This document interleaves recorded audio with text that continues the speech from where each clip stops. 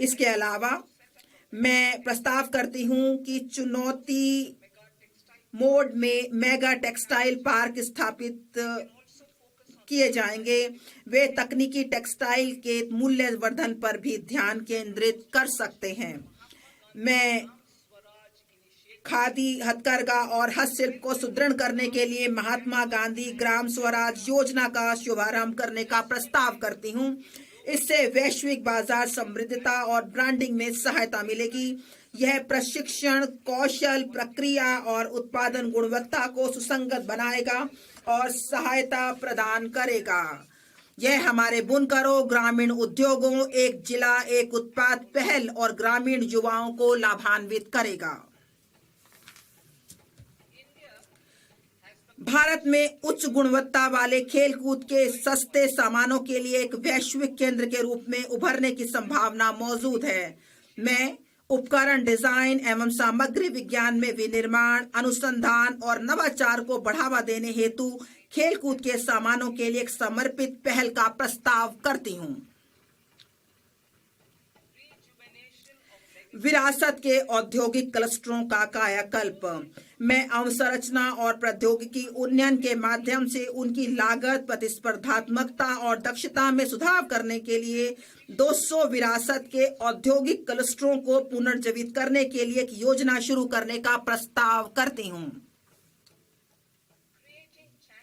Champions SME का सृजन और सूक्ष्म उद्यमों को सहायता।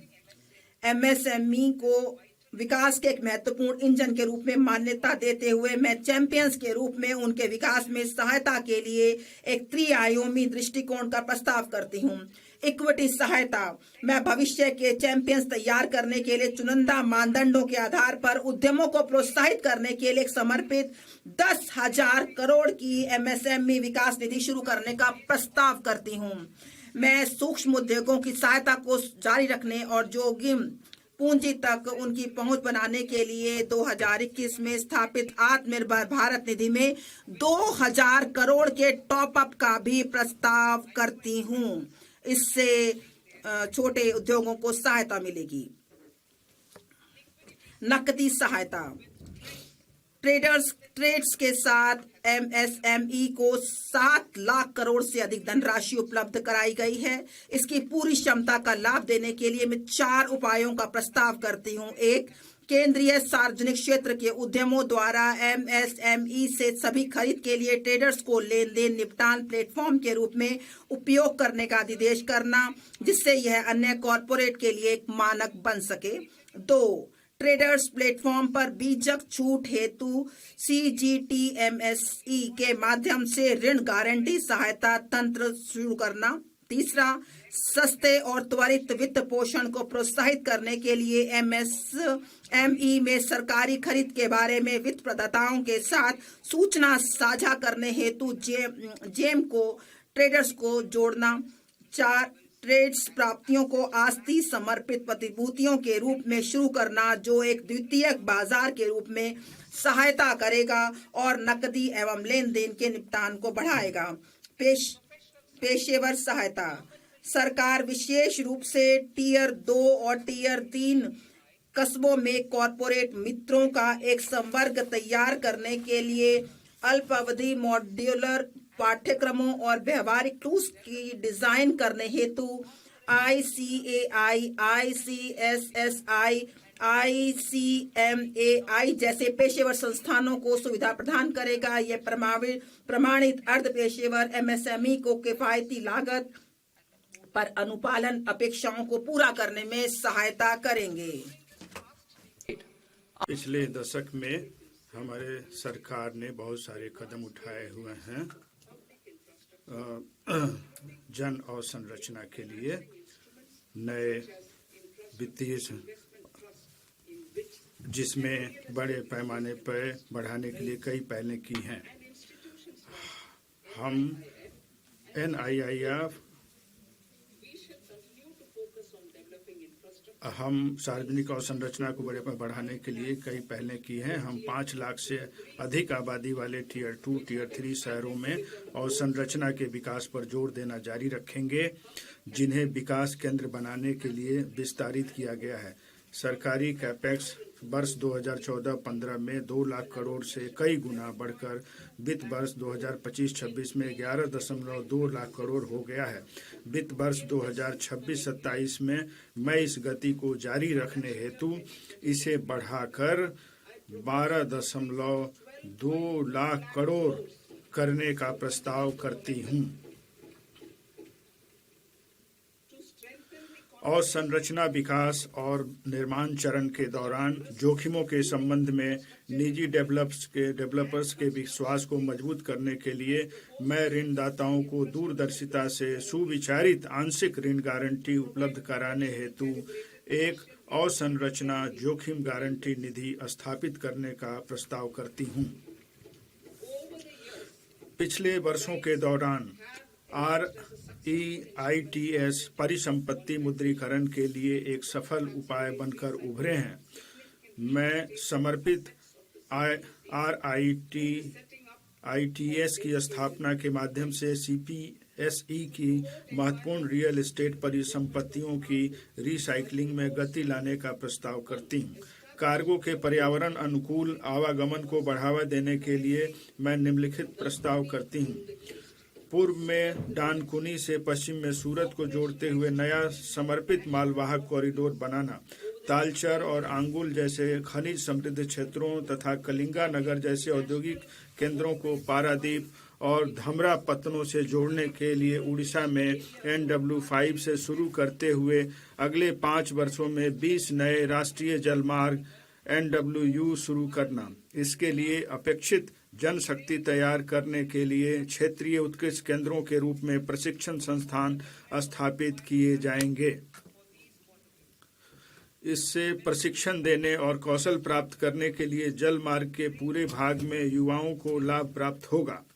इसके अलावा अंतर्देशीय जलमार्गों की जरूरतों को पूरा करने के लिए बनारस और पटना में एक जहाज मरम्मत सुविधा भी स्थापित की जाएगी। अंतर्देशीय जलमार्गों और तटीय पोत परिवहन का हिस्सा 6% से बढ़ाकर 2047 तक 12% करने के लिए रेल और सड़क परिवहन से मॉडल शिफ्ट को प्रोत्साहित करने के लिए एक तटीय कार्गो प्रोत्साहन स्कीम का शुभारंभ करना। अंतिम छोर और दूर दराज के क्षेत्रों को जोड़ने और पर्यटन को बढ़ावा देने के लिए मैं समुद्री विमानों के स्वदेशी निर्माण को प्रोत्साहन करने का प्रस्ताव करती हूँ। प्रचालनों को सहायता उपलब्ध कराने के लिए एक समुद्री विमान VGF योजना भी शुरू की जाएगी। कार्बन कैप्चर उपयोगिता और भंडारण CCUS दिसंबर 2025 में शुरू किए गए रोड मैप के अनुसार बड़े पैमाने पर CCUS प्रौद्योगिकियां विद्युत, इस्पात, सीमेंट और रसायनों सहित 5 औद्योगिक क्षेत्रों में अंतिम उपयोग अनुप्रयोगों में अधिक तैयारी का स्तर प्राप्त करेगा। अगले 5 वर्षों में 20,000 करोड़ के परिव्यय का प्रस्ताव किया गया है। शहरी आर्थिक शहर भारत के विकास, नवाचार और अवसरों के इंजन है। अब हम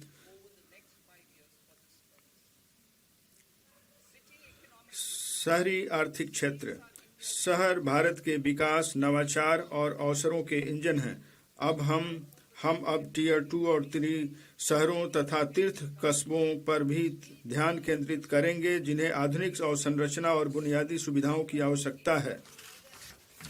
इस बजट का लक्ष्य उनके विशिष्ट विकास कारकों के आधार पर शहरी आर्थिक क्षेत्रों का मानचित्रण करके समूहों की आर्थिक शक्ति का उपयोग करने के लिए शहरों की क्षमता को और अधिक बढ़ाना है। सुधार सह परिणाम आधारित वित्त पोषण तंत्र से चुनौती मोड के माध्यम से उनकी योजनाओं को लागू करने के लिए 5 वर्षों में प्रति CER 5,000 करोड़ का आवंटन प्रस्तावित है। पर्यावरण से सतत यात्री प्रणालियों को बढ़ावा देने के लिए हम शहरों के बीच विकास संयोजक के रूप में 7 उच्च गति रेल कॉरिडोर अर्थात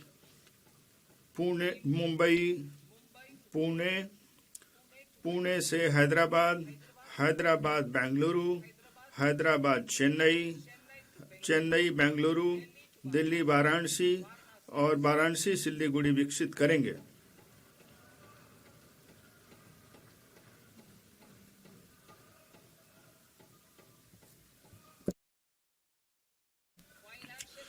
वित्तीय क्षेत्र मजबूत तुलन पत्र, लाभप्रदता में ऐतिहासिक उच्च स्तर पर परिसंपत्तियों की बेहतर गुणवत्ता और देश के 98% से अधिक गांवों में कवरेज आज भारतीय बैंकिंग क्षेत्र की प्रमुख विशेषताएं हैं।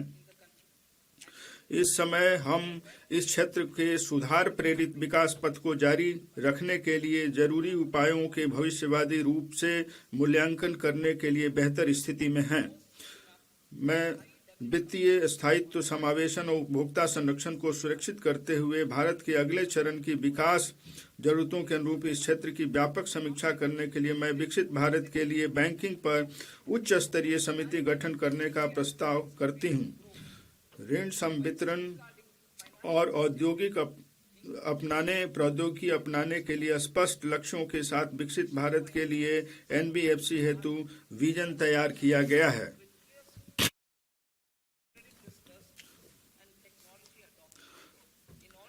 सार्वजनिक क्षेत्र के एनबीएफसी में उच्च स्तर प्राप्त करने और दक्षता में सुधार के उद्देश्य से प्रथम कदम के रूप में विद्युत वित्त निगम और ग्रामीण विद्युतीकरण निगम के पुनर्गठन का प्रस्ताव किया जाता है। मैं भारत की विकासोन्मुखी आर्थिक प्राथमिकताओं के अनुरूप विदेशी निवेश के लिए अधिक समकालीन उपयोगकर्ता अनुकूल ढांचा तैयार करने के लिए विदेशी मुद्रा प्रबंधन गृह ऋण लिखित नियमावली की व्यापक समीक्षा का प्रस्ताव करती हूँ।